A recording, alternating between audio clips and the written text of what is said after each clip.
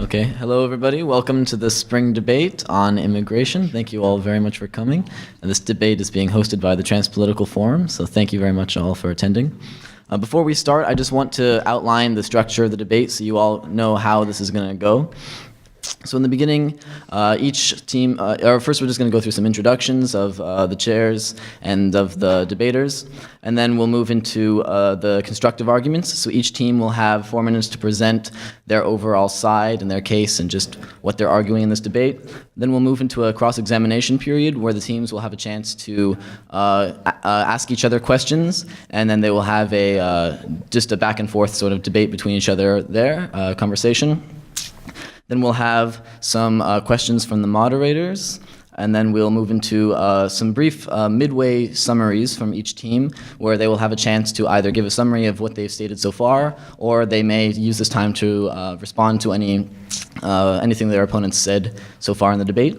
At this point, we'll move into another session of moderator questions, and then we will finish off with audience questions and just try to run out as many audience questions as we possibly can. So throughout the debate, if you have anything you'd like to say, I encourage you to make a note of it in your head and try to pose that question later on. As many questions as we can get, that would just make it a much more interesting discussion.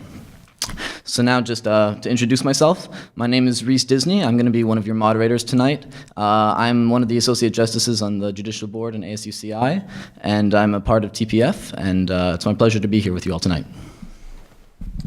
Good evening. I'm going to be the other moderator. My name is Carl Olson, and I'm the executive chair for TPF for this year.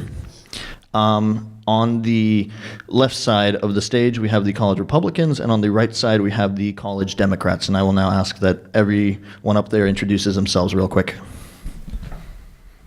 Hello, my name is Kimo Gandil. I'm a college Republican. I'm the external vice president of their organization, and I'm interested in political science, and I'm really happy to be here tonight because debate is my forte.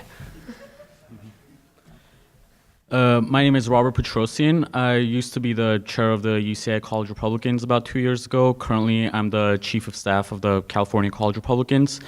And I'm also a fourth year. This is my last debate. And I guess interesting fact about myself, I drive a Buick. Hello, my name is Nicole Dunger. I'm currently on the board with the College Democrats as outreach chair. I study political science and educational sciences, and I look forward to the debate. Hi, my name is Cassius. I'm on the board of College Democrats as well. Can you hear me? I'm on the board of College Democrats as well as our vice president, and I'm double majoring in political science and urban studies, so kind of like politics and then the nuts and bolts of policy. And I'm really happy to be here tonight. All right, so with those introductions out of the way, we will open the floor to the argument for the amnesty. College Democrats, all you. Good evening, everyone. I think that in beginning the debate, it is important to first pose the question, what is amnesty? Amnesty is an official pardon granted and created for people who have been convicted of political offenses. The current question posed regarding granting amnesty to undocumented immigrants should not be focused solely on legality, but be considered politically as well as morally. The necessity of providing amnesty is derived from the political installation of laws based on racial fear, causing for the politics and morals of the United States to be called to question. In doing this, labels have been placed upon human beings. In granting amnesty for undocumented, we would be overlooking the immoral label placed upon them as illegal, and providing them with a path for fluid assimilation into American society. As we debate the issue of amnesty for undocumented immigrants, we must not forget that the very laws we refer to have been a product of racist political rhetoric. The immigration debate has been defined by racism and xenophobia for decades. In fact, here's a little history lesson. The term illegal immigrant originated in 1939 as a British slur towards Jews who were fleeing Nazi Germany without government authorization. And as Democrats, we believe that a gradual process for amnesty should be implemented for all undocumented migrants currently residing in the United States. Our country has been built upon the notion of an American dream and an idea of equal opportunity for all. American morals, I believe we can all love and appreciate. In the development of laws based upon racist political rhetoric, demonizing human beings, and preventing equal opportunity for all, we are working against what our country stands for. We, as college Democrats, refuse to accept leaders who are emboldened to trample the rights and liberties of those working to become part of the American dream. In the landmark 2012 Supreme Court case on Arizona's immigration law, Justice Kennedy wrote, "As a general rule, it is not a crime for a removable alien to remain present in the United States." The court also ruled that it was not a crime to seek or engage in unauthorized employment, marking a firm affirmation of the spirit of accepting undocumented immigrants into our country.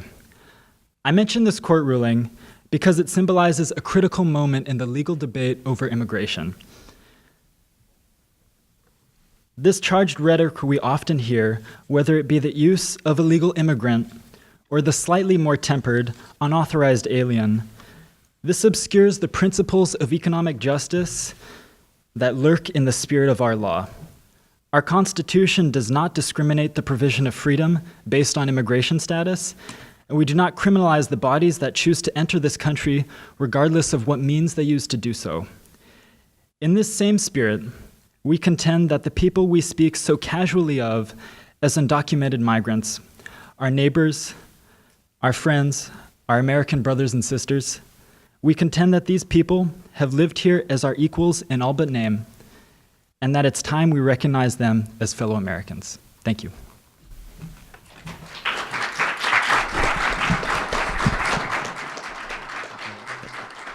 Thank you very much, College Democrats. We'll now move on to hear the opening speech from the College Republicans.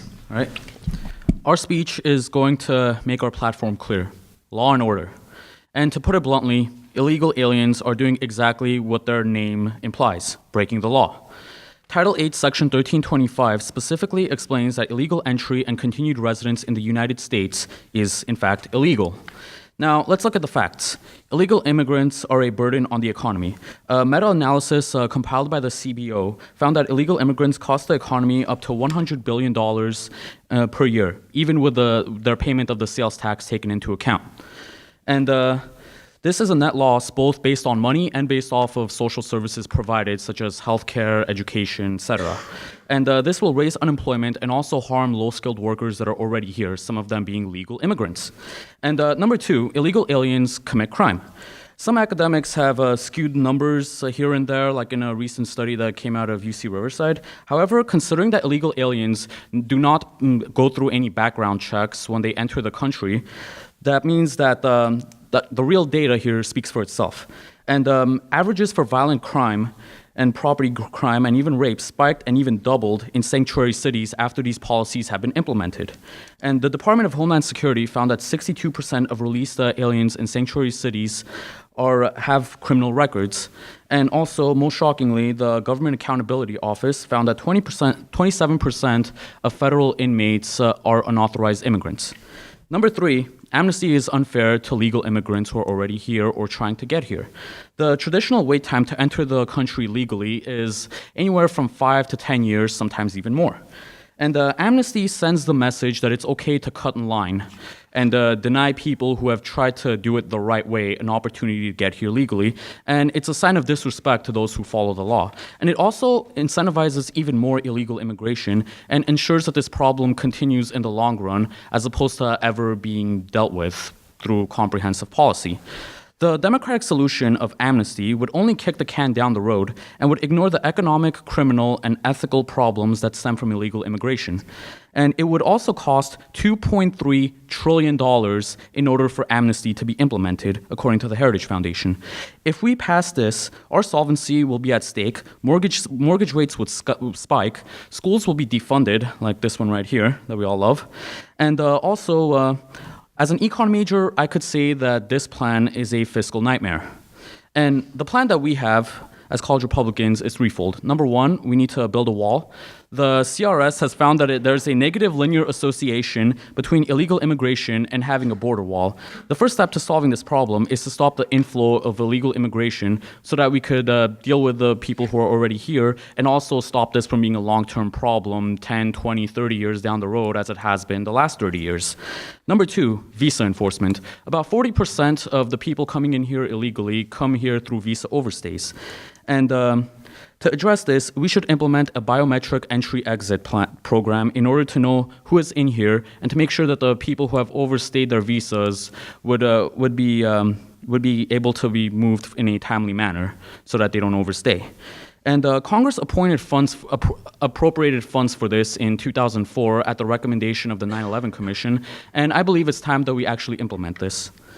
Additionally, in terms of the way that we would integrate legal immigrants, we want to encourage legal immigration, and we want to make sure that those who come here legally do so based on merit, and we want to make sure that they are placed into a system where they are able to succeed and make something of themselves as opposed to be stuck in a cycle of poverty. And instead of welfare, we champion individual development accounts, which match earnings dollar by dollar for up to 4 years. And those who are on IDs... Thank you, college Republicans. Your time is up. Thank you. We will now move into some cross-examination. Since the college Democrats opened up, I will allow them to begin the examination.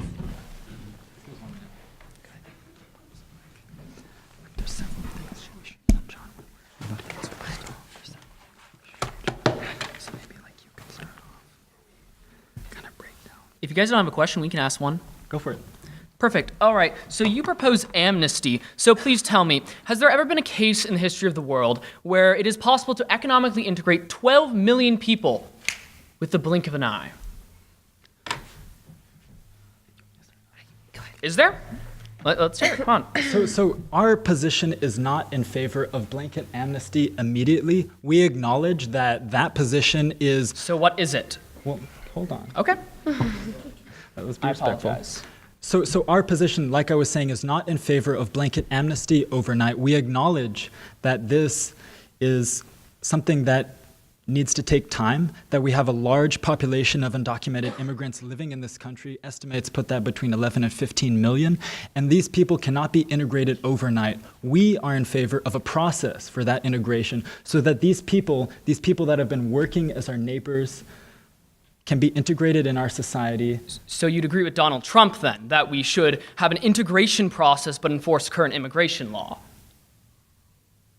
Yes? Because that's the current what status quo wants. They want integration. So would you agree to that? I believe that it has to do with the current laws that are put in place for integration.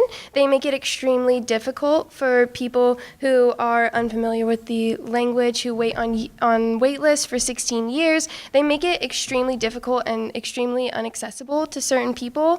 And so we are... So speaking of accessibility, ma'am, one last question. You talk a lot about accessibility, yet the government's been claiming this war on poverty, many of which illegal immigrants have been put into.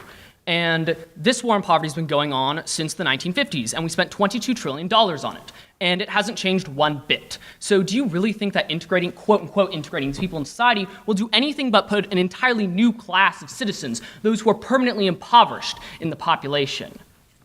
So let's start by breaking down. First of all, you made a lot of general points there, so let's start breaking down those one by one. Sure. First of all, you're talking about our current immigration policy. Many undocumented immigrants could be sponsored for a green card, but because they are presently undocumented, their status cannot be adjusted. So even though the process has provisions for them to apply for legal status, they cannot just because of their existence. The question was on how to... No, hold on, please. And so that just addresses one part of your statement about the current policy in our country. We'd also like to break down some claims that you're making about immigration, poverty, crime, and how that affects our economy. So when we look at, when we look at immigrants in this country, between 1990 and 2010, there's a huge influx in immigration. We've seen immigration increase 5% of our population. So our population has had a 5% increase in the number of immigrants that compose Americans. However, in that same period, there has been a disproportionate, unprecedented decrease in crime. Yeah. What do you say to that? Well, I say that in terms of people who are coming in here legally... And I say time is up for this portion. We'll answer that in our speech. No, this was very good. So it seems like the conversation is starting to shift into sort of an economic sort of playing field. So we're going to give the rebuttal portion, the start, to the college Republicans.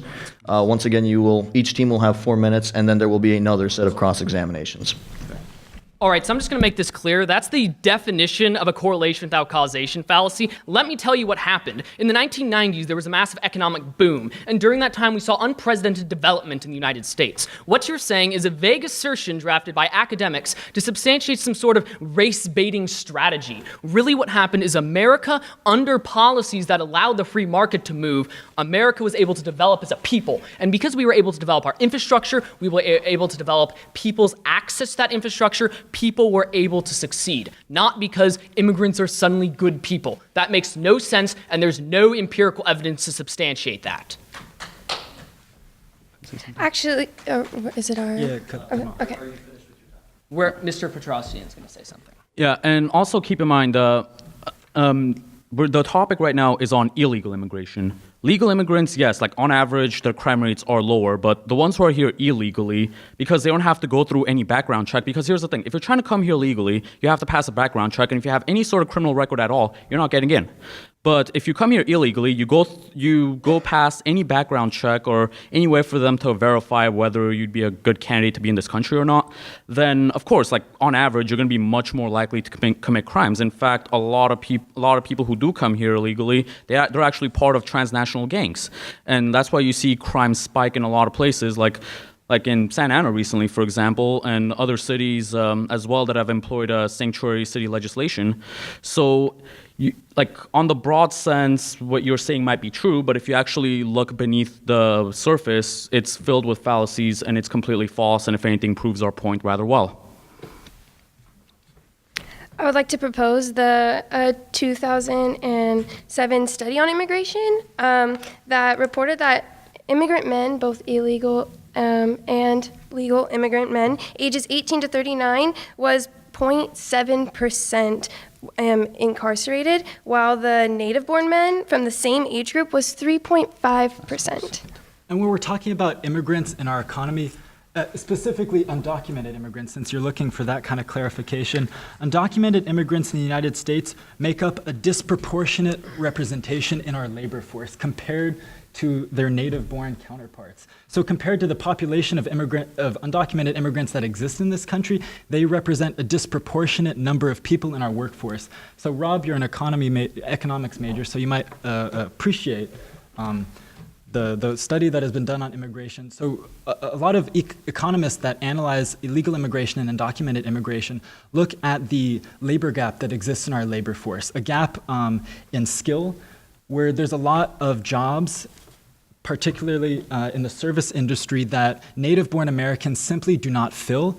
Undocumented immigrants fill that at a disproportionate rate. And actually, undocumented immigrants in our workforce increases the availability of middle-class and higher-paying jobs simply because the amount of low-wage jobs in our workforce enables more higher-paying jobs higher up the management scale. Yeah. Are we allowed to respond to that, or are we moving on? Right now, unless Devils are done with their time. Oh, I apologize. We're finished. Okay, then we're going to move into another set of cross-examination. However, since last time Republicans asked the bulk of the questions, Democrats, you have the floor to ask the first questions. Why do you think the use of the term illegal immigrant is acceptable? All right, so I'm going to make it clear. You can skew words however you want going back in time. I can say anything. I can even make Hawaiian a slur. You know why? Because originally that's an English word, so apparently it's offensive. I'm going to tell you why. Because they're committing an illegal action. There's specific statutory code that shows so. And let me make it clear. If you break the law, you're illegal. So if I go and rob a mirror over there, then I'm committing an illegal action, and I should be tried as such. That's common sense. So I'm advocating for this because it's pointless for us to spend an endless amount of time arguing diction and words when we should be advocating policy. Because at the end of the day, your constituents are not worried about if somebody's offended. They're worried about if America becomes a better place, something that the Democrats have never done.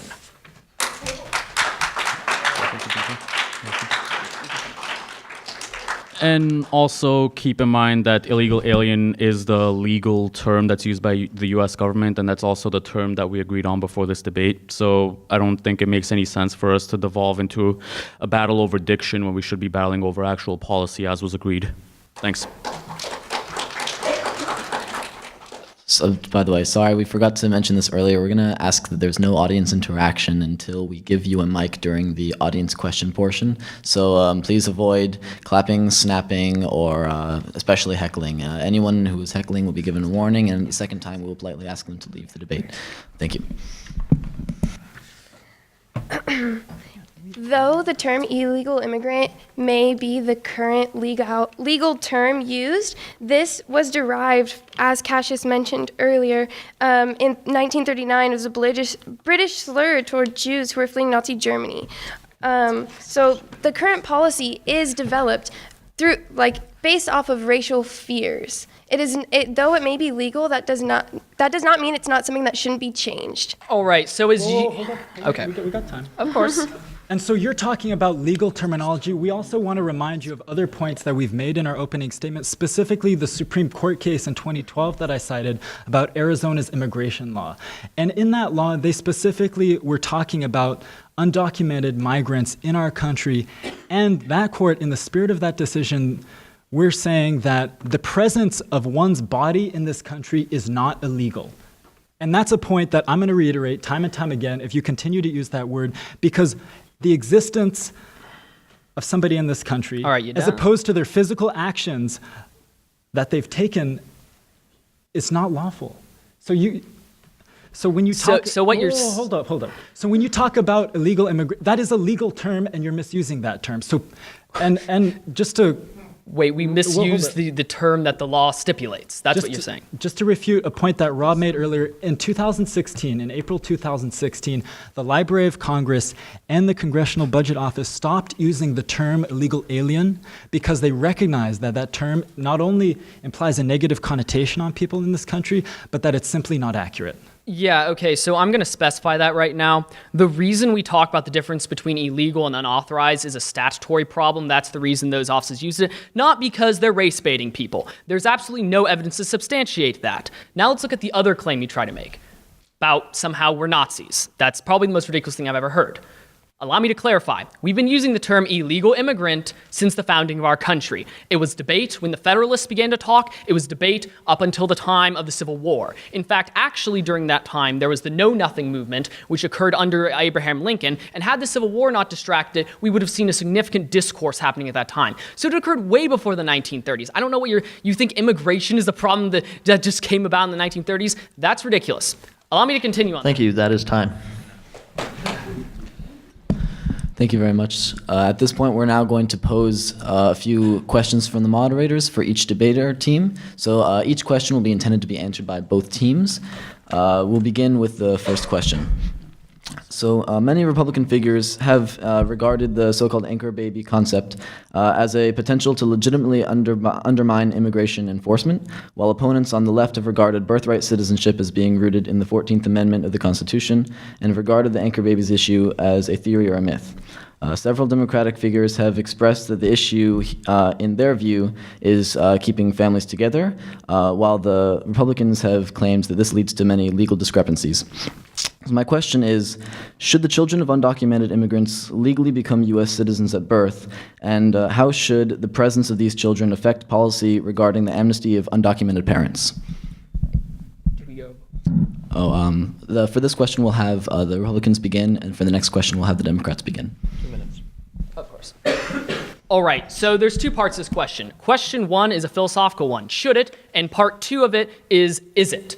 Is it? Yes, because the Supreme Court defined it that way, and the Republican Party, unlike other parties, does believe in enforcing what the courts say. Now, the question on should it? No, they shouldn't be. And the reason is quite simple. When you have birthright citizenship, you incentivize people to come here illegally, have their children, and give them American citizenship. American citizenship should be something you fight for, something you strive for. Immigrants shouldn't be granted just based on birthship. Now, do I think there should be an integration process?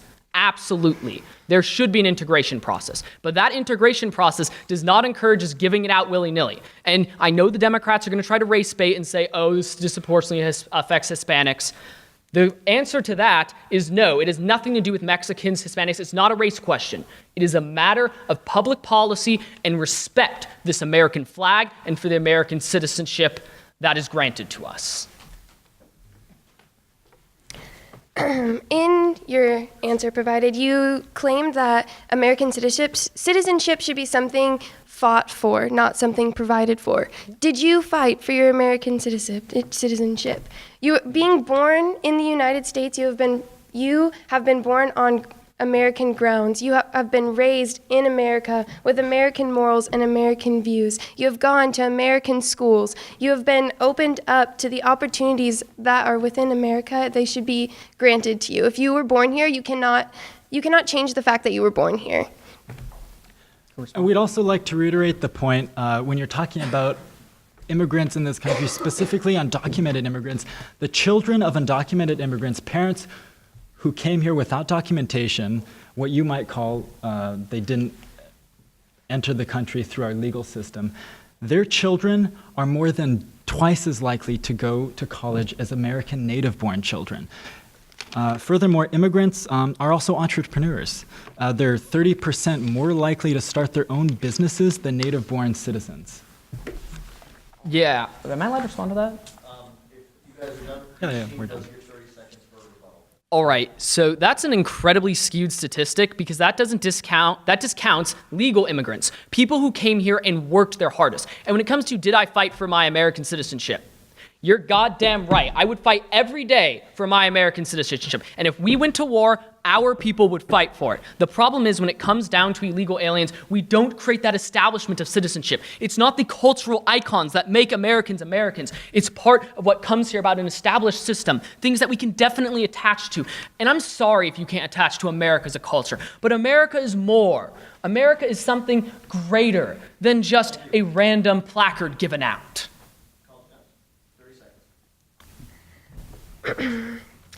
Who's to say that someone born here, who has lived here their entire life, would not stand up for America, would not hold pride in America, and people who are born here recognize themselves as American. They have lived here their entire lives. They hold those morals. They would fight for their freedom. They appreciate the opportunity that they have to live in this country and be able to not have an oppressive government coming down on them. Thank you very much, debaters. We'll now move into the second question.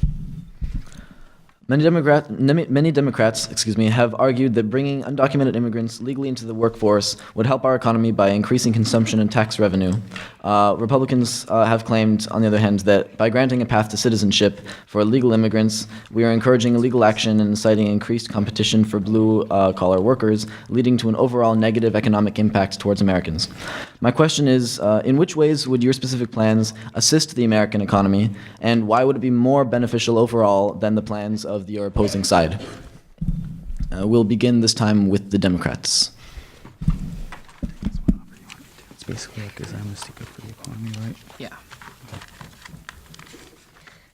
It has been noted that immigrants, regardless of their status, fill the growing gap between the low-skilled jobs and the shrinking pool of native-born Americans who are willing to take such jobs. There was a specific case where jobs were opened up and no immigrants were there to fill them, as they were noted that they were not allowed to hire any undocumented immigrants, and no American citizens came to replace those jobs. And in turn, they had to get 2,000 workers from prisons to come and assist them. Yeah. The case Nicole is talking about is the 2011 immigration law that was passed in Georgia. This is a common case study that scholars from across the aisle refer to when we're talking about the immigration debate. A Republican governor enacted strict immigration restrictions, and as a result of that, there was a huge shortage of labor in the labor market, particularly in the agricultural sector. And the state, in just a period of 1 year, saw a $140 million decline in agricultural GDP as a direct result of this. There was a huge labor shortage. And Nicole mentions that they brought in prisoners to do the work, and even the prisoners left the jobs because they were not willing to do that work. It is good economics to have immigrant labor in this country. Right. So the reason why we don't support amnesty and like to get back on your first point, there's nothing that says you can't have a legal guest worker program, because that's a legal work visa that you're allowed to give out, and agricultural jobs will be filled that way, and but also keep in mind in terms of the rest of the economy, amnesty hurts low-skilled workers the most. The legal immigrants already here, and the people who are like in very downtrodden. An influx of 12 million illegal immigrants, giving them amnesty, is going to completely destroy that job market. Unemployment is going to skyrocket. And additionally, big number that I'd like to mention, I said it before, I said it again, $2.3 trillion. That's how much it's going to cost to pass amnesty and to get everybody in, give them legal status, and try to integrate them into the country. That's a big number. That's going to destroy our fiscal market. It's going to destroy mortgage rates, interest rates, and that's going to hit everybody. And that's not going to make the economy better at all. And worst of all, more amnesty is just going to lead to more illegal immigration. We've seen this in about 2013 and 2014 when during the times where there were talks about amnesty being passed through Congress, there were about 50,000 unaccompanied minors who were exploited by human traffickers to try to get them across into the U.S. So this is just kicking the can down the road. And when you pass amnesty, you incentivize even more illegal immigration. And you never solve the problem. You end up talking about this again and again, and you just create even more people who are in the shadows and can't find work and just become a burden on the rest of society, both economically and also in terms of crime. Good. Okay. We will now move into our mid-debate summary. So each team will have, once again, 4 minutes to sort of present their case thus far, or make any additions to that case for the audience, followed by another round of cross-examination, just as in the beginning. We're going to start with the Republicans on this time.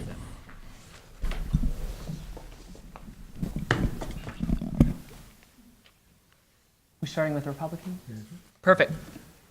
All right, so let's go over something first. Their entire case is about moral decision-making. Allow me to ask you one thing. First most, there are a lot of great legal immigrants who came to this country, people who worked through the system, people who worked long and hard to achieve their legal statuses. Rob is from Russia. He's the immigrant here. I'm from the Hawaiian Islands, and yes, we weren't originally immigrants, but we understand what it's actually like to be a minority, unlike, ironically, our opponents. But what you're doing is devaluing that. You're saying anyone should be allowed to stroll into this country and claim to be American. You're saying that criminals, thieves, which, by the way, you haven't rebutted any of the statistics on that, should be allowed to be the same as those hardworking immigrants who earned it. Then, let's talk about your plan to systemically impoverish 12 million people permanently. Since the 1960s, under President Johnson and his, quote, war on poverty, the American government spent over $22 trillion. You know what happened? Nothing. The poverty rate has remained at 14.5%. There is no solvency behind what the government does. And what you're proposing is allowing all these people to enter the labor market, all of whom will be impoverished and we put upon the social welfare system only, I don't know, probably to vote Democrat. That is what the plan is. Allow me to take a quote from Ronald Reagan. In this present crisis, government is not solution. Government is the problem. And that will always be the case. I would love for you to name me one poverty program that the government actually helped people with, a poverty program that did not incentivize people to re-enter the labor market.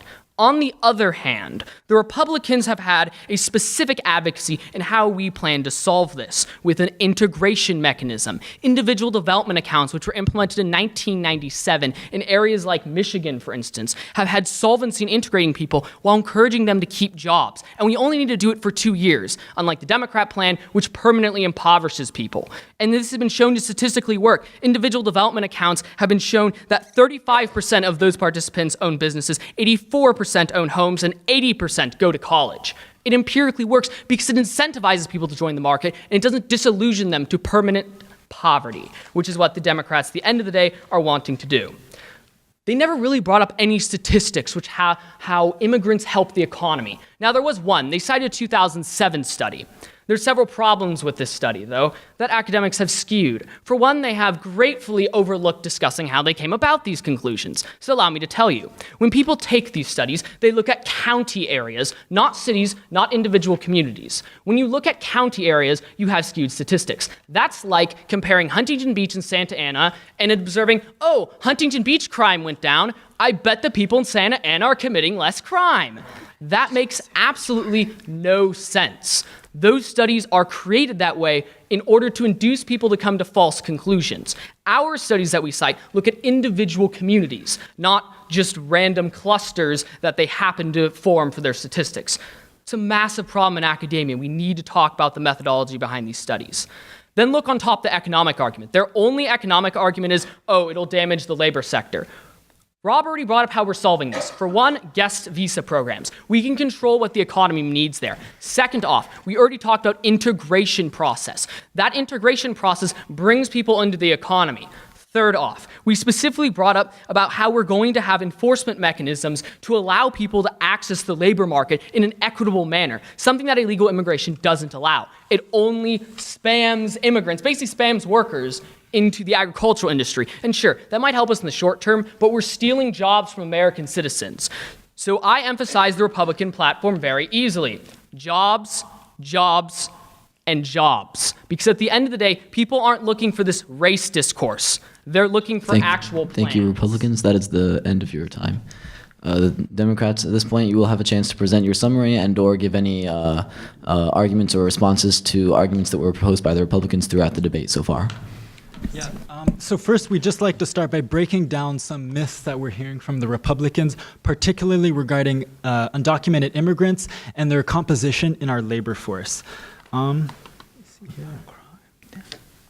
So undocumented immigrants comprise a disproportionately large percentage of our labor force, unlike what our Republican colleagues are claiming. And this is relative to the overall population in the United States. Hundreds of thousands of immigrants are here working and employed in the United States. These same people that you say legalizing would cause a drain on our system, they're already working here. They're already doing these jobs. You cannot say that legalizing them would cause that because they're already working here. By you claiming our amnesty program will somehow cause an influx of jobs into the economy. First of all, we're not saying that permanent amnesty forever. We're not advocating open borders. Anybody on both sides of the aisle understands that that is a ridiculous proposition. What we're arguing for is a legalization of current undocumented migrants that are living in this country, people that are already working here and doing jobs. And you want statistics? We got statistics for you, Kimo. I know you love statistics. That's right. In 2010, we had 8.4 million undocumented immigrants employed in the United States. In that same time period, they represented 5.2% of the US labor force, although they were only 3.7% of the US population. So again, undocumented immigrants disproportionately comprise a labor market in our country, unlike any other demographic, even native-born workers. That discrepancy is not something that exists among native-born workers. I would also like to call attention to the concept of them taking from us already citizens. Undocumented immigrants do not qualify for welfare, food stamps, Medicaid, and most other public benefits. Most of these programs require proof of legal immigration, and they have to have been living here for about 5 years in order to receive them. So they currently are not taking away from us, even though they are already working in these jobs, providing for us, and yeah.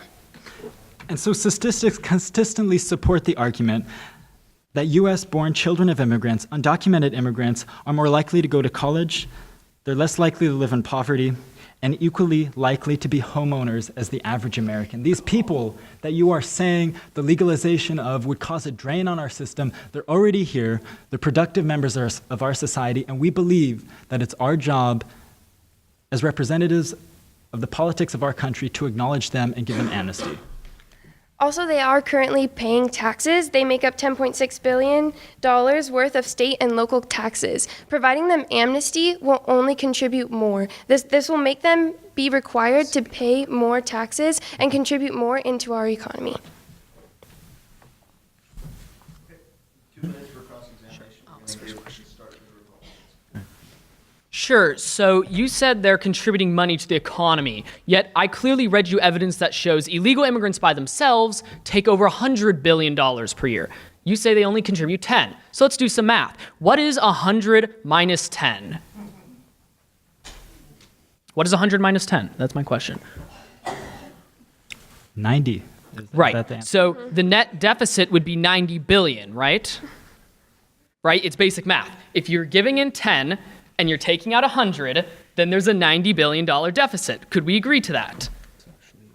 I think that in order to agree to that, I would like to see the breakdown of the 10, of the 100,000, and see where that is coming from and what your source is. Well, wait, so you're claiming we're lying? I'll give you our source. It's the Congressional Budget Office. Now, I know Republicans sometimes disagree with them, but I never heard Democrats thought they're claiming fake news. That's a new thing. So do you have any evidence to substantiate that illegal immigrants on balance are providing more to the economy than they're stealing? Okay. So let's talk about illegal immigrants in our economy and what they get from us. Non-citizen immigrant adults and children are about 20% less likely to be signed up for Medicaid than their poor native counterparts. They're also 37% less likely to apply for food stamps, according to a 2013 study by the Cato Institute. And Kimo, I know that you have a holy obsession with the CBO, the Congressional Budget Office, but it's important to keep in mind that this is a partisan office. The administration changes, just like the makeup of the House of Representatives changes. That came under President Obama, that statistic. So, Well, as a Democrat, I will acknowledge, as anybody here, as any rational, politically minded person, you guys have problems with a Republican president. We can disagree with a Democratic president. So associating those numbers just because they're Obama, therefore we're wrong, that's an invalid argument. Didn't you guys say earlier that that illegal immigrants don't use Medicare and food stamps, and yet you said just now that they're less likely to use it, but that means they still use it, right? Thank you. They shouldn't be using it at all. That is time on the cross-examination. We will now move into another portion of some moderator questions. This time we're going to have College Democrats answer first, and both teams will have 2 minutes and 30 seconds again. So let's take a step back from the domestic issue at hand and address sort of some international affairs regarding immigration and amnesty. The United States is a massive player on the global stage, and our immigration policy affects that standing, especially with regards to the presence and consideration of refugees and other immigrants fleeing war-torn countries. How will your plan help America's position globally, or how will your opponent's plan damage that reputation? who's the question to first? Okay.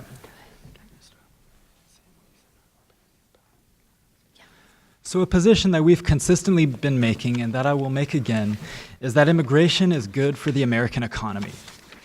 That when we allow people in this country a pathway to citizenship, especially those that are undocumented and already working here, that is good economics for American workers and for American businesses. We as a nation have also prided ourselves in helping others around us, providing them safe places when they have been restricted of their human rights. It is part of the American moral to provide people their human rights and their natural-born rights. And in internationally accepting international immigrants, asylum seekers, we are standing by those morals. Is it our turn?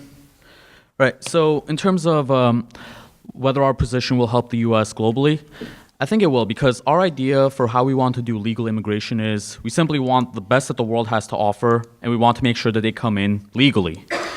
And in order to do that, we need to make sure that our immigration system is merit-based. So everybody applies. If somebody happens to have a distinct skill that they could offer to the country to help America and help themselves, yes, we want those people there. And I think that objectively, that is the policy that we would want to pursue for the well-being of this country. The Democrats' policy of just giving amnesty to whoever happens to be here, whether or not they pass a background check or whether or not they essentially cut in line to get here ahead of people who are much more qualified, like, it's kind of interesting. The left likes to use the word privilege a lot. Why is it not also an argument of privilege to allow priority to people who cross into the country illegally just because they happen to be closer, whereas somebody who's probably facing an even worse situation in their own homes, they have no hope of getting to this country legally because all the spaces are taken up by the people who would get amnesty. Frankly, I find it completely unfair. Like for example, when I came here to this country, I waited a little bit over 5 years for my family to get a visa, and most immigrants who are in my position, they spend even more time, up to 10 years. So why is it fair for them to wait even more time so that we could grant amnesty to people who can't even pass a background check and are probably criminals? It's fundamentally unfair. And as for helping others and human rights, like, we have sympathy for people who want to come in, but we have to make sure that the people coming in are secure and that we can verify who they are. And given some of the terrorist attacks committed by refugees elsewhere, I think that the country should put its own safety first and make sure the people are vetted, which at this stage we simply cannot do.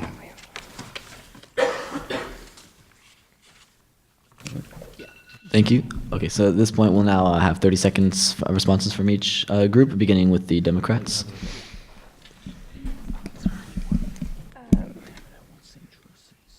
I would like to reference back to the idea that them being crime committers is an assumption.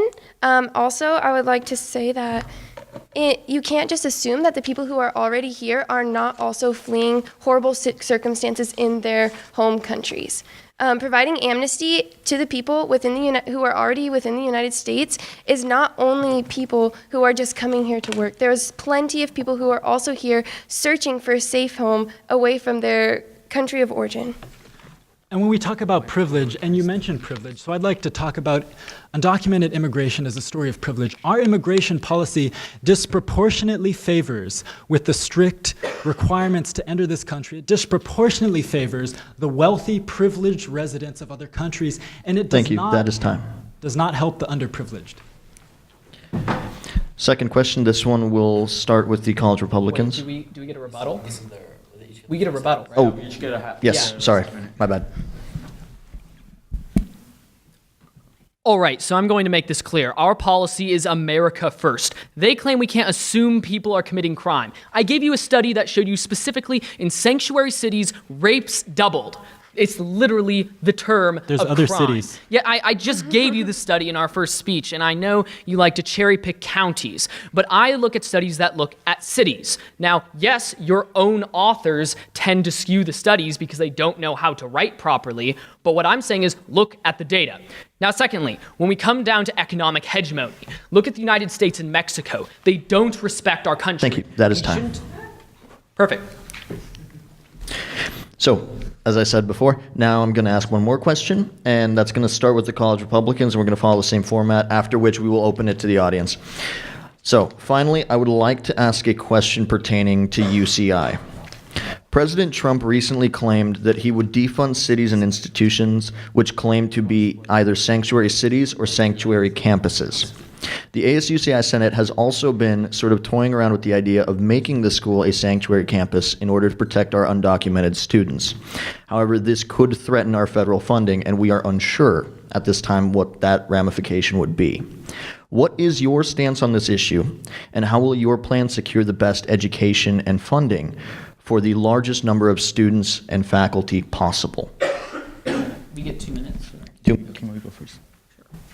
All right, so I'm going to put it simply. The Senate is idiotic because why would you pass a policy that would defund UCI? It literally does nothing. All it is, oh, let's just talk against Donald Trump. That's all that policy implies. The policy doesn't do anything. All it is a middle finger to the Republican establishment. That's all it does, and it threatens every student.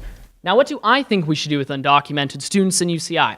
Deport them. Simple. That's what the law says, so that's what we're going to do.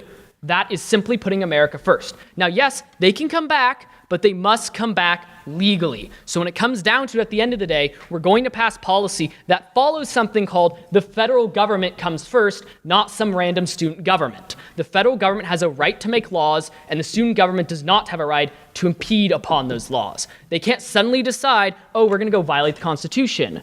They can't do that. That's not within their jurisdiction. This is insanity. You're allowing a student government to take over federal law. And I just want to point out how crazy that is, and to the point that we've even got there. And also, I'd like to add that the ASUCI Senate wouldn't even have any jurisdiction in this, and all it will be doing is putting it's going to put a fiscal target on our backs because we're going to lose a lot of funding, and this is funding that's supposed to benefit all of UCI. And kind of interesting that ASUCI is proposing this too, because ASUCI is more or less going bankrupt recently, and they've had to increase their fees lately. But I bet they're still going to have some problems, especially if Trump follows through with this, which he probably will. And also, I just paint this as extreme virtue signaling that they have no power to actually enforce, and they try to think that a slap on the face is worth a shot in the head, more or less. Thank you. The College Democrats now have 2 minutes to answer the question. Thank you. So when we're talking about sanctuary cities, campuses, cities, or even states like California declaring sanctuary status, there is no legal grounds for the federal government to remove funding from a place when they declare sanctuary status. When the federal government in particular gives funding to a locality, whether it be a municipal locality or a state, unless they impose conditions on that funding from the get-go, it is illegal and unconstitutional for them to withhold that funding. So if the current administration, as they have threatened, were to go through with defunding programs for sanctuary cities, or withholding federal funds from those cities, that would be unconstitutional. And that's because it violates the principle of federalism and local control that exists in our Constitution. Local governments are given certain authorities and rights that the federal government cannot impede on. And one of those rights is what I just mentioned about funding for cities. You cannot impose conditions on funding after the fact, particularly when it comes to law enforcement, infrastructure, and other priorities. Rebuttal. All right, so there's something called the Federal Supremacy Clause, which any basic first-year law student would know. What it means is you can't pass a policy that violates government law. This isn't after the fact. They've been illegal for a while. Why do you think President Obama went and deported 3 million of them? Because it's been illegal. It's been illegal, and it continues to be illegal. And the student government has no right to impede upon the federal government's jurisdiction to enforce immigration laws. That's common sense. Now let's also look at the equivalent of what you're saying and be applied to a legal aspect. What you're saying is we can pass whatever we want and it doesn't matter because the federal government has no jurisdiction over it. That's ridiculous. We get a 30-second rebuttal as well, right?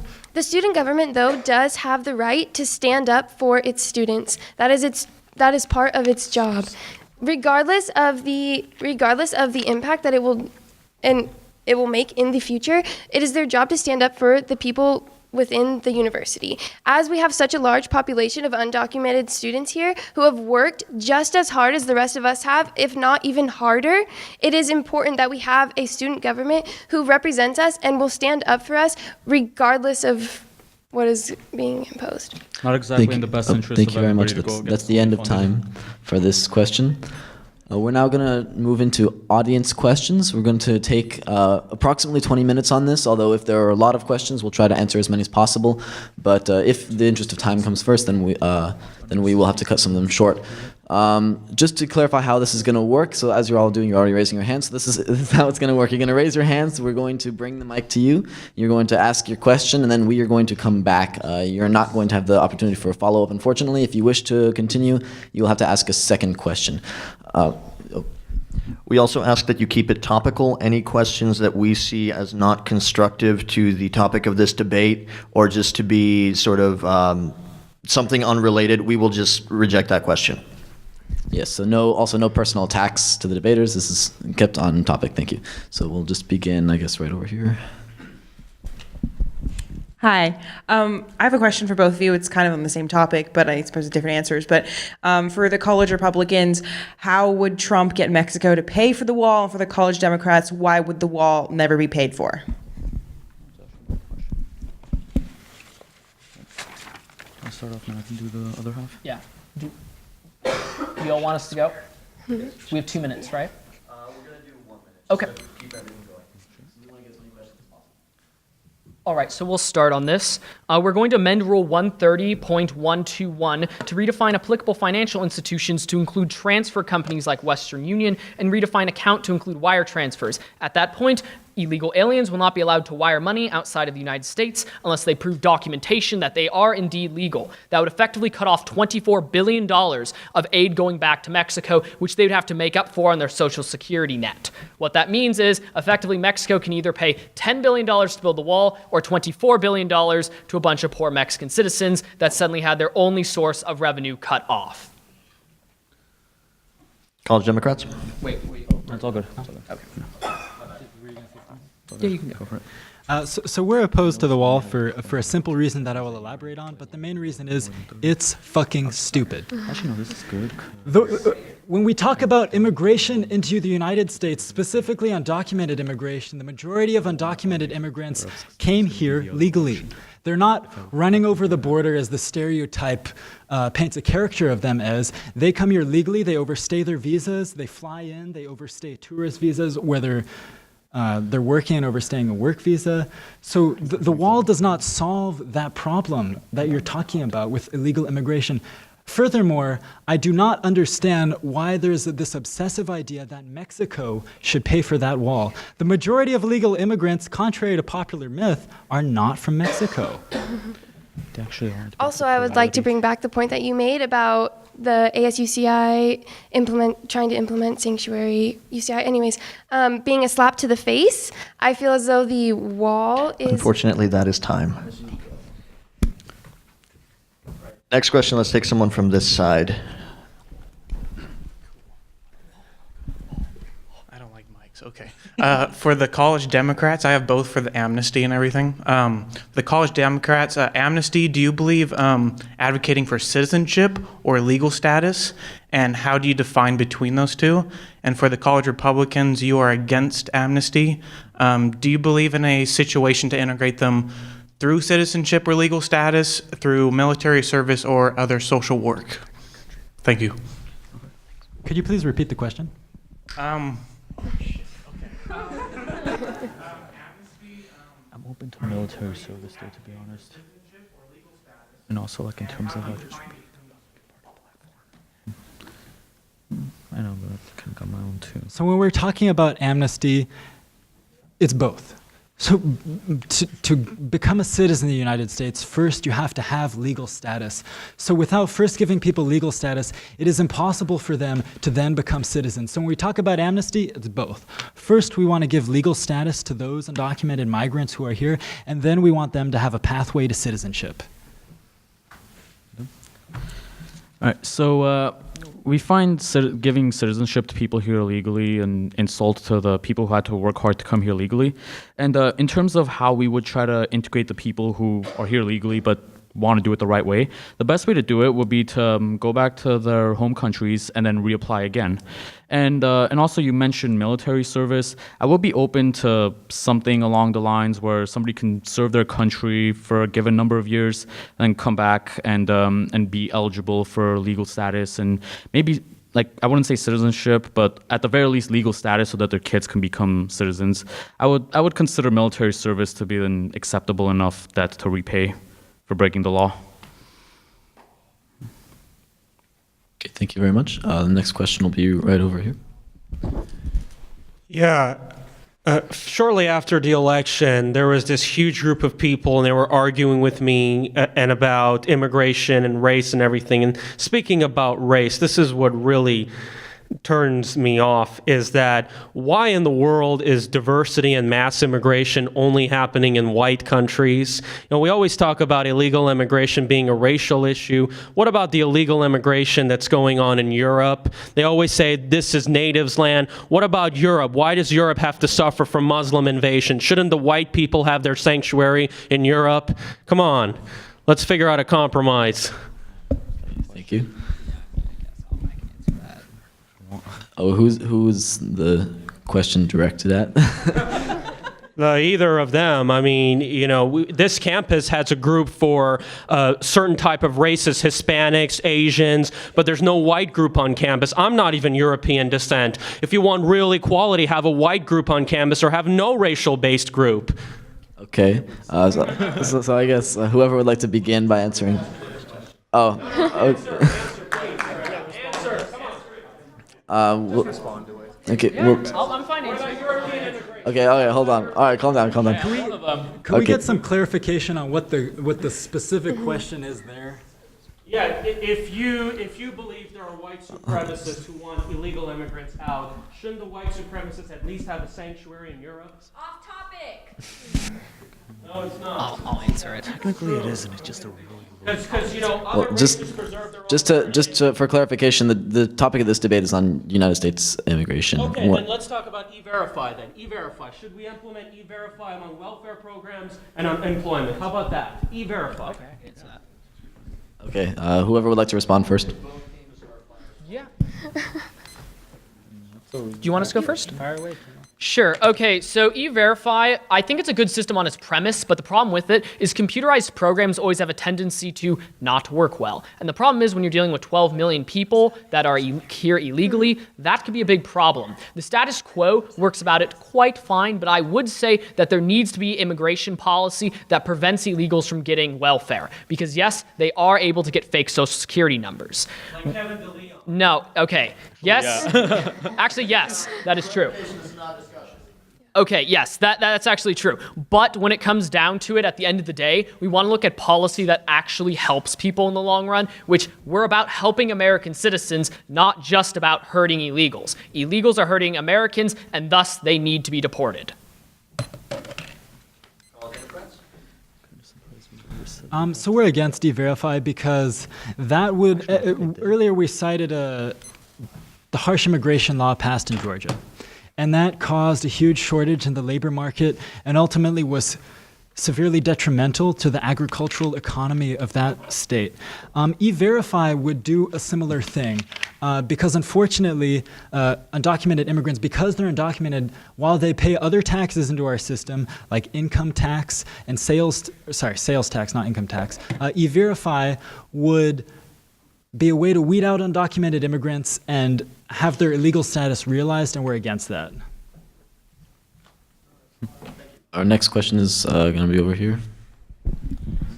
This question is for the college Republicans only. Are you guys familiar with the Immigration Reform and Control Act of 1986? Yeah. Do you have a specific, yes, I'm aware of it, or do you have a specific question? Yeah, it's just in regards to the amnesty requirements, like if you guys are familiar with it, because it seems that you guys are suggesting that the United States just hands undocumented people like amnesty. But I feel that if you guys are familiar with this act, you would know that it's not like that. Well, I'm familiar with it in that, it wasn't exactly full on, basically there were about 20 million people or something that received amnesty that way. And the problem is, in exchange for doing that, there was supposed to be a concession where we would get much more border security so that this would not become a problem anymore. However, since we gave amnesty and we incentivized more people to try to come in illegally, this problem continued. So that way we're discussing this 30 years later now. So this is why we believe very strongly that amnesty is the wrong way to go, because it's not going to solve the problem of how do we make sure we don't have people coming in illegally, because I think illegal immigration is bad in and of itself for everybody involved, both for the country taking them in and also for the immigrants themselves. Because what kind of livelihood could they expect if they have to live in the shadows their whole lives? We think it's best for them to try to come here legally. They have to go through the process. It's a little bit longer, but it's best for everybody.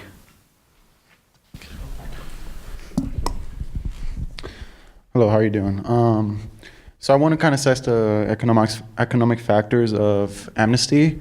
There has been studies done with economic models, particularly CGE, which is a computable general equilibrium model.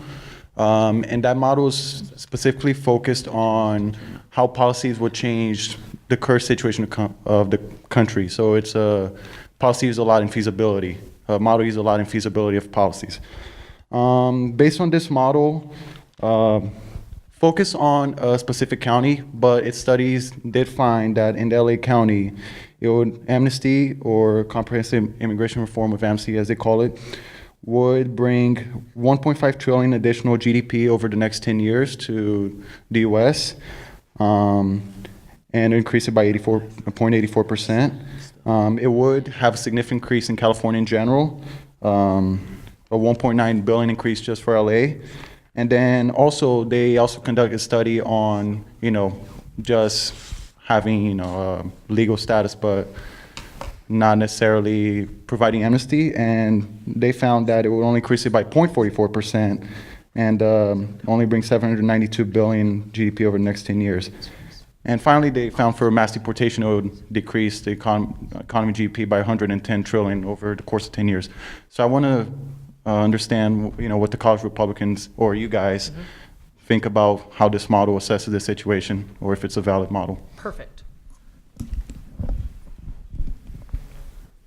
Right, so to answer this question, it's largely methodological. So for one, have you ever gone to East LA? Does it look like it's a great place? And the answer is no, because there's no way to keep these people out of poverty. They go back into poverty and they continue to cycle welfare. Now the problem is if you cross-apply earlier what I talked about, they begin to then take from those welfare systems, and then on net, it begins to take away. So yes, you will see a slight increase in the population's ability to spend in the economy, but you'll see a larger net deficit because we have to pump money back into welfare. So on balance, it's bad. Remember what I did a little exercise with my college Democrat friends over here about the difference between 10 and 90, or 90 being the net deficit. That's a big difference. So at the end of the day, it's a net benefit analysis. And then on top of that, remember when you're looking at counties, those economic models are skewed because they take previous correlations and attempt to define them in a way that is beneficial or is going to increase the same. We don't actually know that. It's purely assumptive. And on counties, I have a serious problem because then you could potentially be comparing Santa Ana and HB,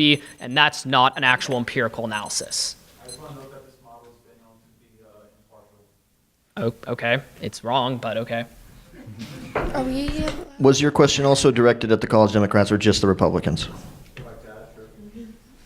I would just like to make an comment on what you had mentioned about the mass deportation costing America also billions. In developing trillions, yeah. In establishing mass deportation, we would also have to spend a significant amount of money on private prisons that hold people for years and years and years. We will be providing for them for years before they are actually deported. So, would you rather them be working, contributing to our society, and filling jobs that help citizens, or would you rather them be sitting in a prison consuming money? Okay, thank you. Next question, there was one up here. This is directed to the the Democrats. So if I'm an illegal immigrant, rephrase. If an illegal immigrant is an undocumented citizen, if I sold drugs, would I be called an unlicensed pharmacist? Old but gold. Can you restate your... I'll just repeat it for you. So if an illegal immigrant is an undocumented citizen, if I sold drugs, would I be called an unlicensed pharmacist? Is there a broader point that this question's getting at? I just want you to answer yes or no. This is implied mockery. No? I will decide that that's non-topical. However, if you want to respond to it, you may. We're not prepared to give an educated answer to that question. Could we give an answer? No, the question. Can I redirect it to them, to the Republicans? You may, if it's topical. Answer. Go for it. Okay, sure. Yeah, you would be, because by their logic, and as you clearly showed, there's a logical fallacy here, one crime is to another. To put it most simply, if you commit a crime, then you commit a crime. It is not that you're an unauthorized person or some vague terminology that's brought up. So by their same, I guess we could say a murderer, serial killer, was an unauthorized butcher. There's no claim to congruency here. And really what the college Republicans are speaking, yes, we're mocking them because what they're saying doesn't make any sense. But what it comes down to is crimes are crimes and they should be treated as such. And there's an empirical reason they're crimes. They take from the system, they commit crime. We even brought up facts that they disproportionately rape in sanctuary cities. These are all facts. And the reason we bring these up is there are problems when you have people like unlicensed pharmacists that they negatively affect the population. So what we're speaking for is simple, practical policy. Okay, thank you. You wanted to ask a question? Sure, I do. Okay. My name is Arthur Shopper. I'm a member of the Remembrance Project. We're a 50-state organization that provides support, financial and moral, for family members who've lost loved ones to illegal aliens. So my question to the Democrats, what would you like to tell the parents of Catherine Steinle, Reuben Morphine, and the average of 25 Americans a day who are killed by illegal aliens? And for the Republicans, though, I'm not going to let you off easy. So there was an amnesty bill in 2013. 13 Republicans voted for it. Why? Start with the Democrats, please. So when we're talking about children of native-born citizens murdered by undocumented immigrants, I'd like to remind you and everybody in the audience that undocumented immigrants are disproportionately the target of hate crimes and murder by native-born Americans. The murder rate for undocumented immigrants and even legal immigrants is higher than the reverse. I disagree with it. I would also like to note that you cannot generalize an entire population based on circumstances that you are aware of and close to. I do understand that those may be serious circumstances, and I would like to condolences to those families, but that does not, you cannot generalize an entire population based off of that. Thank you, speakers. Oh, I'm sorry that you need to raise your hand again for another. Yeah, he asked us to. Oh, sorry. Sorry to hear that. Please avoid speaking without the microphone. Thank you. All right. So to Arthur, to answer your question, I guess the reason why they did that is they thought it was like some political game to try to like get more support from Hispanic Americans maybe, and maybe they think that some of the economic arguments for that bill might be worth it. Personally, myself, I disagree with that decision. I would not have voted for it had I been the Senate, obviously, because of the reasons that we stated before, and also because it's an economic net loss, and worst of all, it re-incentivizes even more illegal immigration. Right. So a final thing on this too, when looking at legislation in Congress, it's incredibly complicated because statutory requirements at times are vague, they're very long, things like that. Now I disagree. There should not be amnesty and those Republicans are in the wrong. But when it comes down to it, we need to remember when we're talking about legislation in general, we look at the specific problems in it because legislation is very long, it's lengthy. So try not to generalize legislation because it's so complicated. Thank you very much. Next question. If you want to ask another question, you have to raise your hand again. The next question, sorry. So given that the Republican Party, specifically in California, is facing a shrinking voter base among immigrant communities, specifically among Latinos, we also have empirical evidence to show that millennials are among the least involved with the Republican Party in voter registration as Latinos. So considering the traditionalist social values predominantly held by immigrants and community members of Latin American descent, do you think that the Republican Party can afford to take such a hardline stance on immigration, given that that Latinos are becoming an ethnic majority in the state of California? Right. So to answer your question, we need to reach out to them, and we need to increase our voter engagement with the Hispanic community as well as other communities in this state. But supporting amnesty and thinking that this is somehow going to lead us into the promised land, number one, it's a complete fallacy because there's institutional loyalty to the local Democratic parties in these areas already. And number two, more importantly, it's kind of insulting to say that you can just, dangle a piece of candy or amnesty in this case towards a group of voters and assume that they're just going to like automatically support you because of that, or to assume that like these people are single issue voters. That's definitely not the case. Some of the most conservative people that I know happen to be of Latino descent, and they happen to live in sanctuary cities, and they see the damage that's being done to them with these policies. They see the crimes that are happening that the police are not enforcing because somebody in Sacramento decided it was politically incorrect to do. So we need to tackle those issues, and we need to actually be tougher on crime in order to protect the people who are here legally. I think it's the end of the time. Were the Democrats, was the question also for them? Okay.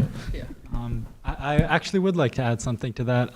I commend that a large proportion of these populations choose to vote Democratic and not to vote Republican because they're siding with the party that represents their interests and acknowledge that they are contributing members of our economy that deserve to be acknowledged as such. Okay, thank you. Okay.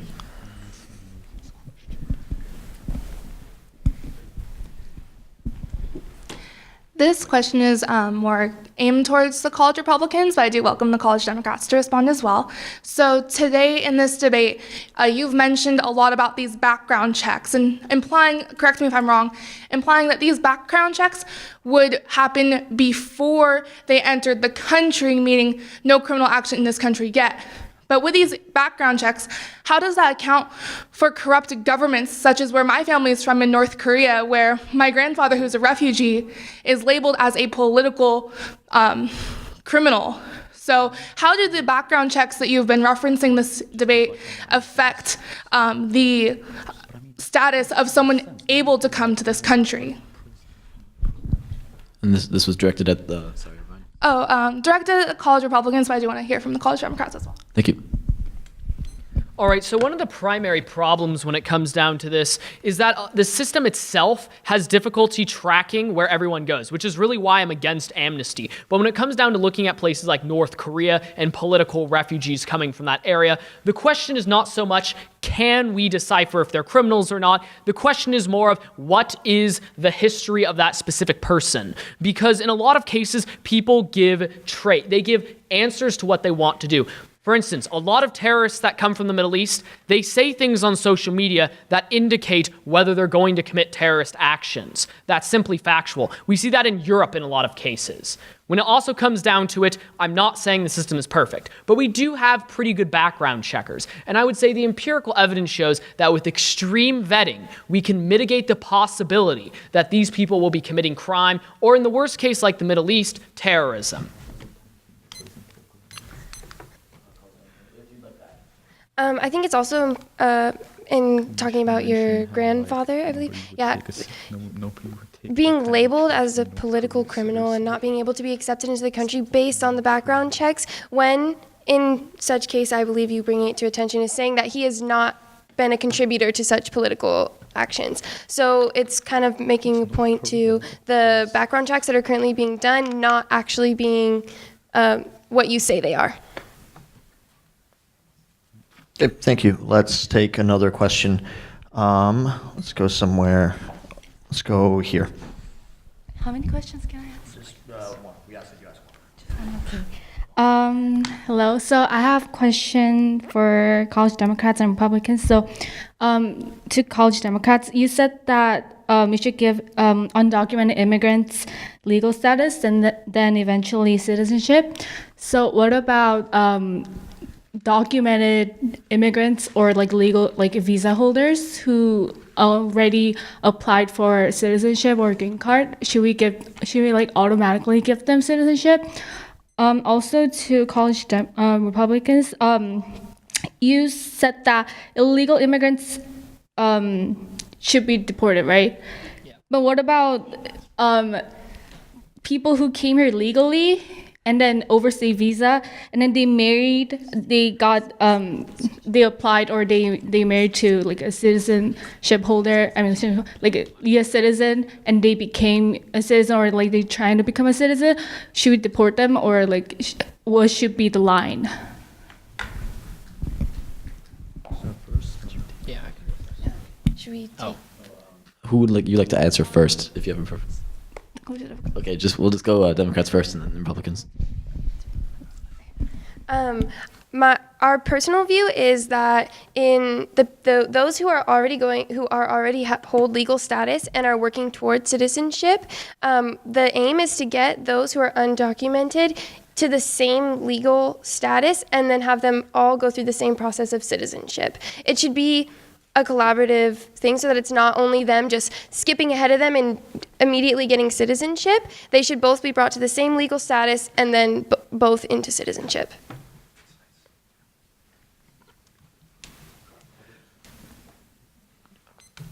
So to preface this question, I am never in favor of damaging families at all, because families are what make up America. Families are what create strong democratic institutions, and families, most importantly, are what create strong children.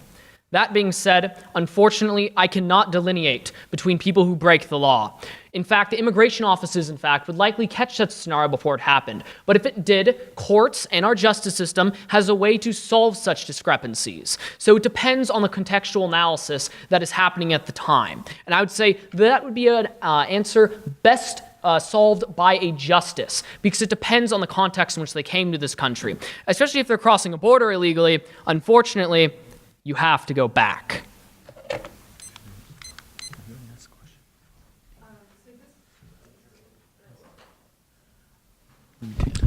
Okay. So this question is primarily to college Republicans, but college Democrats can add their input. So my understanding of your platform is that you wish for there to be a wall built to keep out this kind of huge flow of illegal immigrants that are coming in and crossing the border.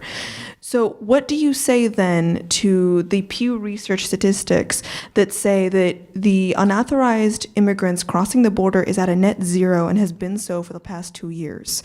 So this wall that we're trying to build that could cost us upwards of $15 billion seems to be obsolete and kind of just a political rhetorical tool to marshal support for the current regime and kind of otherize a certain group. So please, I would like to hear your input, and if college Democrats would like to comment, that would be great. All right. First off, I don't know what year you got that data from, because at some point while the economy was like in the tank, like around like 2009, 2010, net inflow did go down, but it has risen up again recently, especially after 2013 and 2014 when they announced proposals for amnesty. 2016. So to answer that question on the data specifically, for one, I asked you, how do you collect data on people you don't know coming over? That doesn't make any sense. So when it comes to people crossing the border, we're not entirely sure. But we can tell the problem. You know why? Because the voters speak for us. And when the voters say there's a problem, there's a problem. To also critique the methodology behind that, there's a number of statistics showing that sanctuary cities are growing, that institutions from illegal immigrants taking welfare are growing. The problem is getting worse. So I ask this question to everybody. If it is true that illegal immigrants are leaving this country naturally, then why do we keep paying more and more and more for them? Yeah, we both of us would like to add something briefly to that. Just to bounce off what Kimo said, actually the voters do not approve that approach. Overwhelmingly, the current administration did not win the popular vote. Neither did the current majority in the House of Representatives, so that argument is fallacious. We'd also... It's not fallacious. Actually, you can take it off. Sorry. I would also like to add on Aya's comment about and go back to what I was saying earlier about the ASUCI, you making the remark that it was a slap in the face, and addition to the idea of the wall being more, as she said, political rhetoric, slap to the face, as we have at a net zero people coming in here, crossing the border illegally. Thank you. You were waiting. Yes, thank you. Well, just to give some background, yesterday I was at some sort of city council meeting, and there were a bunch of people like with these signs saying white people should go back to Europe, apparently something about us stealing some sort of land or something. And I'm wondering, why should we want to import people, right, into this country who think that we stole land from them, right? That they think we wronged them. Why should we want people who hold those views to be in this country? Because many of the people who are, quote, undocumented immigrants, and I guess this is for the Democrats, but the Republicans can comment too. Why would we want people, which many of these illegal immigrants are, who view that America stole their land and view also that America owes them something because we supposedly stole land from them in a conflict that happened about 150 years ago? So that's my question. I think it's important to pay attention to the history of the United States and the Europeans coming to the country and taking land away from Native Indians already here. I don't believe that it's necessarily immigrants coming from other countries claiming that we are stealing land from them, as we have been here for hundreds of years. We have worked with the Native Americans, though there has been some recent issues regarding that. It is not direct. These people are not coming here and claiming that we are taking their land away from them. I don't think that that's a valid argument to say that we shouldn't be allowing them here, because that's not necessarily what they're claiming. And I'd also just like to touch on the connotation of your question, that we would discriminate against people based on their political views to enter this country. That's unconstitutional and something that we're strongly against. Republicans, do you have a comment as well? All right, so I wouldn't exactly call this like a broad assessment of like the entire group, but we fully and completely condemn these protest organizations who seek to do nothing but divide and to try to like create a race war between Latinos and whites, for one. But I would also like to say that this kind of goes back to the problem of what happens when you incentivize illegal immigration and you don't stop the problem at its root. You have people who don't assimilate mainly because they can't, because you live in the shadows your whole life, because that's all you can ever really do as an illegal immigrant when you try to skip the line to get in here legally. So I think this is just yet another example of why we need to curb illegal immigration and try to encourage them to apply legally as well. Because if that's the case, then you're just breeding groups that can't assimilate and that have resentment towards the countries that they came to. Thank you very much. Let's see.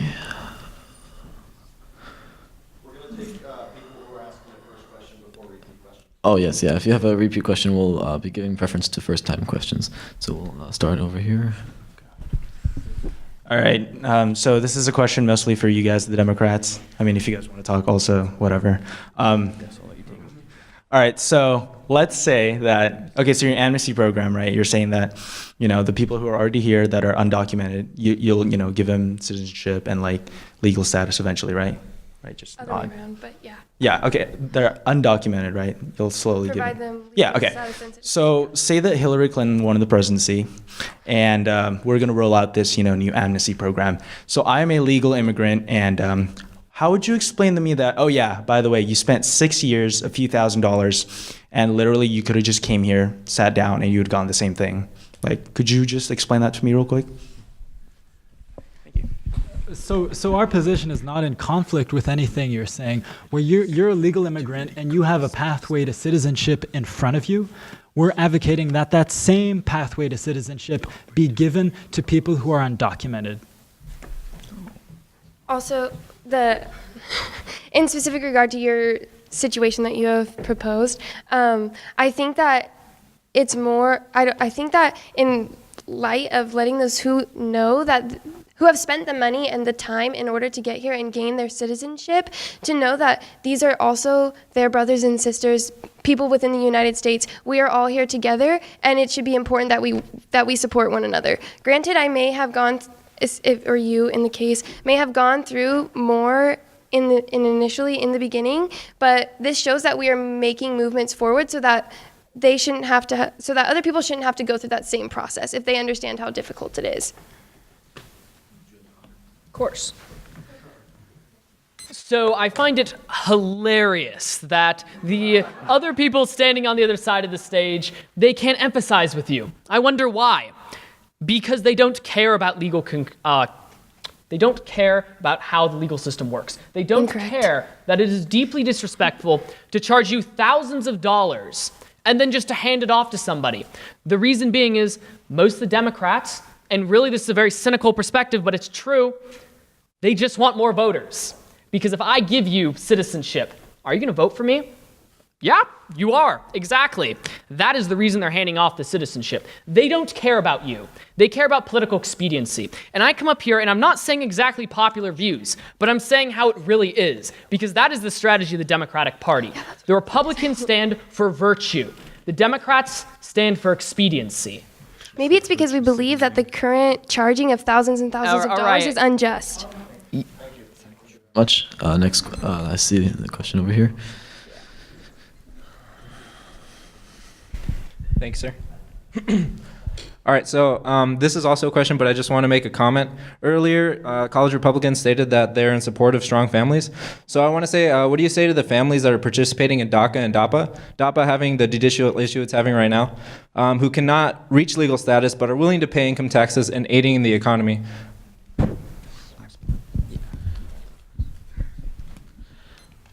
Well, it is admirable that that these students do want to go into universities and everything. It just stands that they broke the law and they did it. They were here illegally. Do you know what DACA and DAPA is? Yeah, it's a DREAM Act. Yeah. Yeah, okay. Exactly. So DACA doesn't state that you came here legally. DACA gives you an extension for a period of time. It's an executive order. And I'd be in favor of Trump repealing it. Why? Do you remember what I said in the beginning about the Congressional Budget Office? These people cost money to the system. They're here. They're not paying their fair share. Now, yes, they contribute some. They contribute $10 billion, as the Democrats said. But they take $100 billion. Do the math. They are stealing from our economy. They're taking from our people. They are the ones that are to blame for this. And yes, they're committing illegal action. That's a fact. And I'm sorry for their families. I really am. I never want families to split up. And I pray to God every day that we can have a system that actually cares for people. Because really, that's not what the Democrats want. Do the Democrats have a response to the question as well? I just want to point out some inaccuracy and maybe some discrepancy in what Kimo is saying, because Kimo, we appreciate the point of the college Republicans that you do not want to split families up. We agree with that, and that's exactly why we believe that we can acknowledge that laws in this country are unjust, especially our immigration laws, and we do not believe that anybody should be deported if their families are here. Thank you very much. Okay, we got a question over here.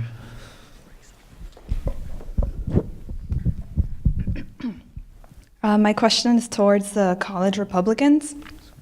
At one point during the debate, you mentioned that you would restrict giving legal status to immigrants who are the best of the best. But as the college Democrats mentioned, undocumented immigrants actually make up a huge portion of the workforce with regards to jobs that current American citizens don't actually want to take.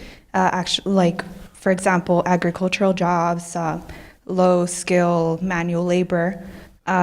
So my question is, wouldn't restricting legal status to the best of the best actually result in those immigrants taking American citizens' jobs, the jobs that actual American citizens want because they're better?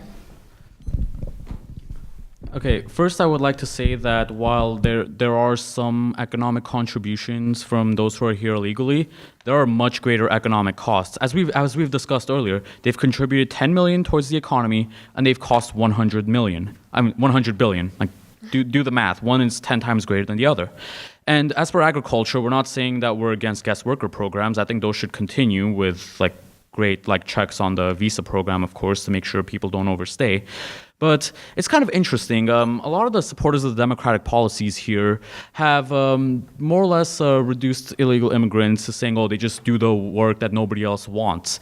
Isn't that very patronizing and disrespectful to their potential? It's almost like you want a permanent underclass. And frankly, that is completely counter to the values of the American dream. And as an immigrant myself, I'm particularly ashamed to hear that. Are we allowed to comment? For the sake of time, if you don't have a comment to make, then you don't have to, just because we're trying to get as many questions as possible. But if you have something you would really want to say, then you can say it. Okay. So we're only going to have time for 2 more questions, most likely, due to the lack of time.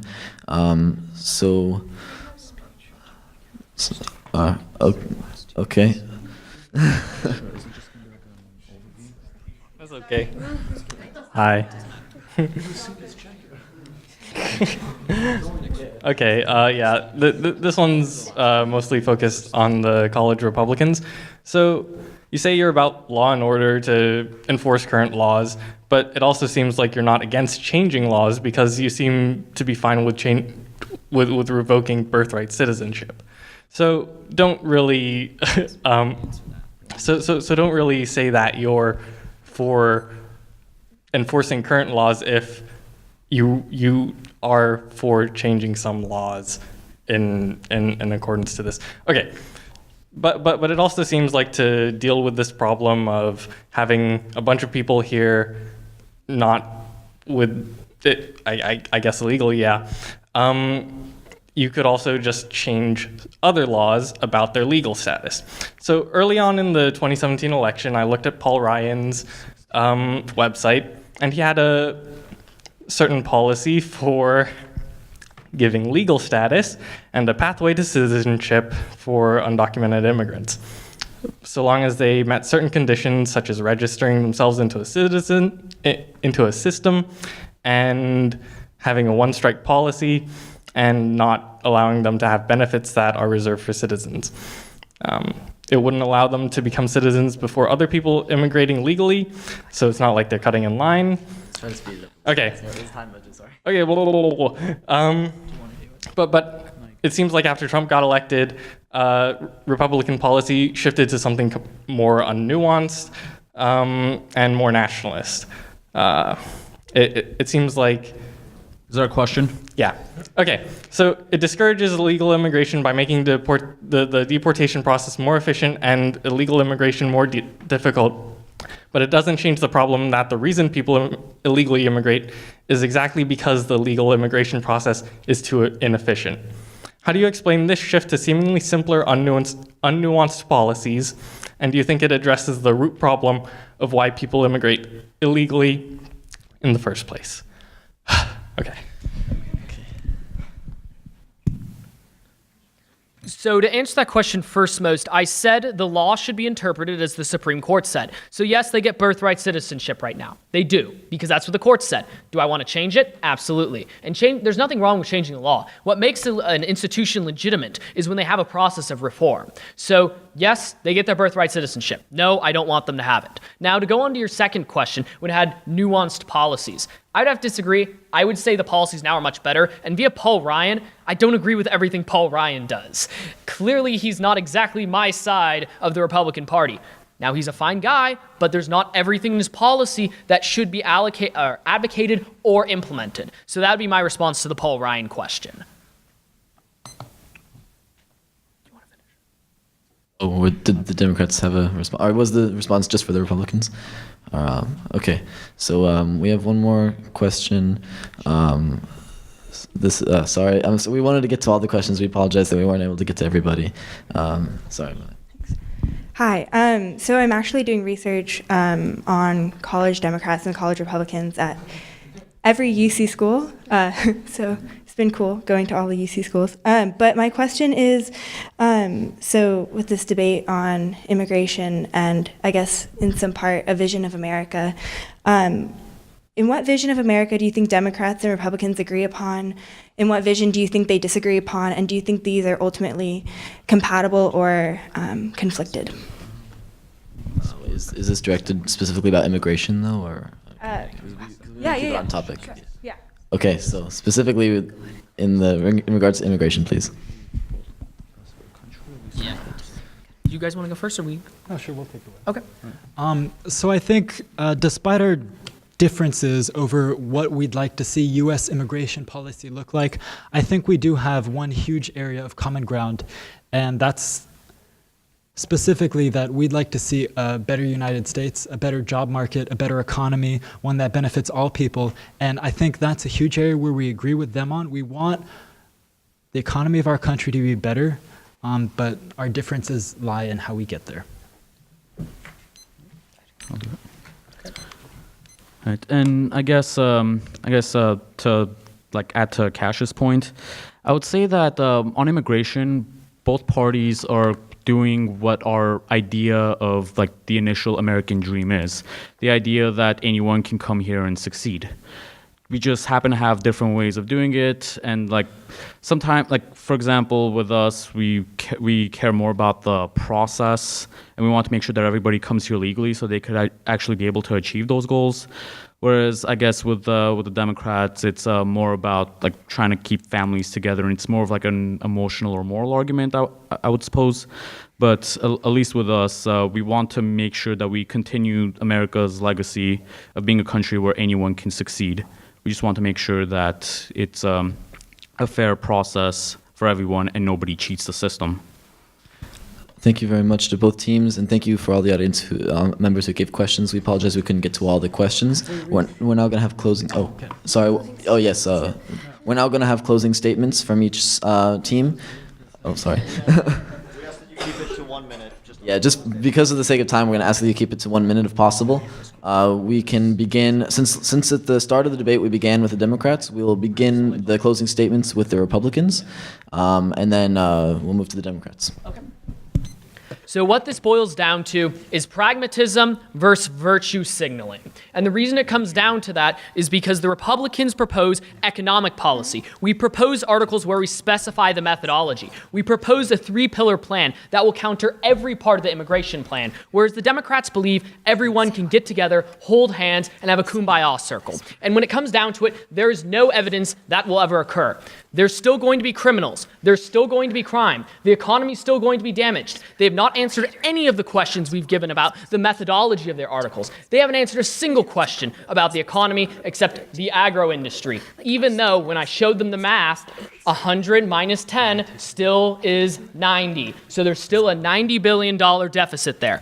The question was never answered. They didn't even answer the fact of the cost of amnesty, $2.3 trillion. So when it comes down to today, when you pick between parties, you're picking between pragmatic policy and virtue signaling. Should have just said virtue and virtue signaling. Please hold applause to the end of the debate, please. Almost at Democrats' final We would like to restate that we do not support laws based on racist political rhetoric demonizing human beings and preventing equal opportunity for all. This is working against what our country stands for. Though we may agree, we both agree to represent what our country stands for, it is important that we do not discriminate others in doing so. Yeah, we'd like to reiterate that we support the people that have been working in this country, that have been living as our neighbors, as our brothers and sisters, and we support amnesty for them. Really quickly, I'd like to do a shameless plug. Our weekly meetings are every week well, hold on, this is kind of related. Every week at 5 p.m. Tomorrow night in Doheny Beach C, which is just right down the hall, we actually have a really great guest speaker, Karis Kubrin, who's going to be talking about criminal justice reform. So if you'd like to join us tomorrow night, 5 p.m., Doheny Beach C, you can talk to Aya, who's our president. Typical up in the Democrats. Thank you. There's no cross-examination on this portion. Awesome. I'd like to thank all of you so much for coming out. Could you please give a round of applause to both of our teams?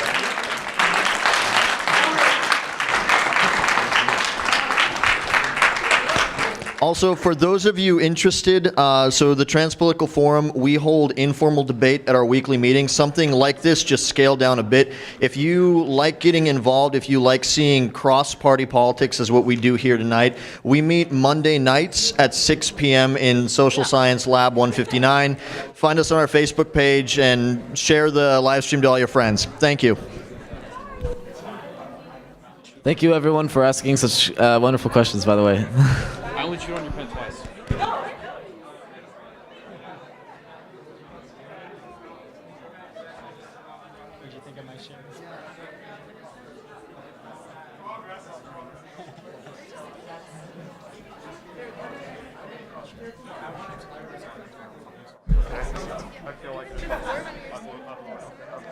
Getting a group hug going here? Oh, group hug? I think this is more of a man sandwich. A cash sandwich on. Go cash. We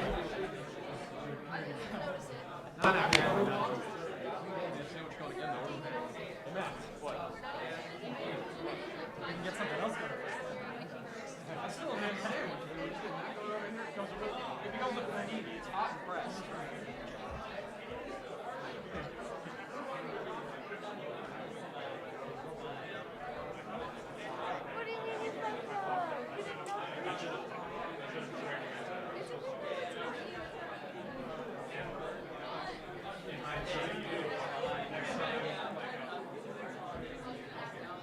We can talk about it. So you're not kicking me out?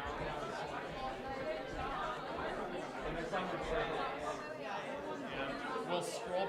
I'm sorry. We'll scroll right mark together and reply to everything. Okay. Gotcha.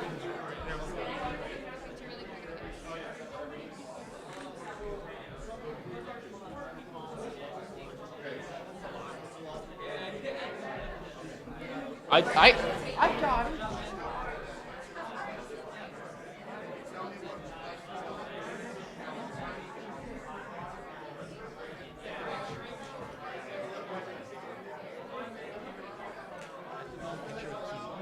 I know.